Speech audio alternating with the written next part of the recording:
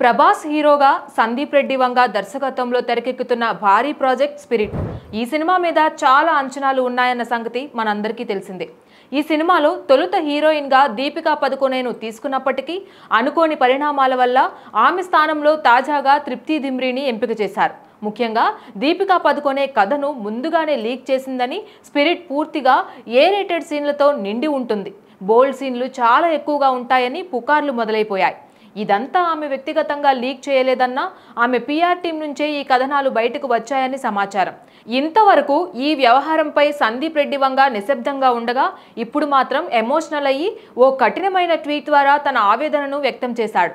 పేరు ఎత్తకుండానే కథ చెప్పినప్పుడే నటుడిపై 100% నమ్మకం పెడతా, మధ్యలో ఒక అగ్రిమెంట్ ఉంటుంది, కానీ నువ్వు బయటకు వెళ్ళి కథను లీక్ చేసి ఒక యువనటిని కించపరిచినప్పుడు నీ నిజస్వరూపం బయటపడుతోంది.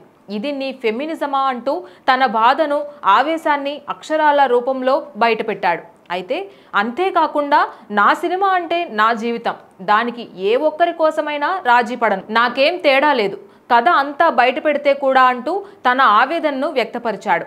ఇదిలా ఉంటే దీపిక తప్పుకున్న అసలు కారణం ఆమె పెట్టిన భారీ డిమాండ్లేనని సినీ వర్గాలు కూడా చెప్తున్నాయి. ఉదాహరణకు రోజుకు కేవలం 8 గంటల కాల్ షీట్, పూర్తి పారితోషికం, లాభాల్లో వాటా, తన వ్యక్తిగత టీంకు కూడా నిర్మాతలే జీతం ఇవ్వాలన్న డిమాండ్లు చేసిందట.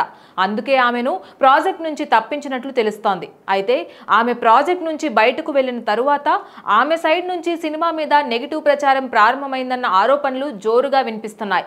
దీనికి తోడు తృప్తి దిమ్రీని టార్గెట్ చేస్తూ బోల్డ్ సీన్ల పుకార్లు వ్యాపించడంతో దర్శకుడు సందీప్ రెడ్డి వంగ తల్లడిల్లిపోయాడు. సినిమా ఇంకా సెట్స్ పైకి వెళ్లకముందే ఇంత వివాదం చుట్టుకొనడంతో ఈ కథ వెనుకున్న రాజకీయాలు మరింత ఆసక్తికరంగా మారిపోయాయి.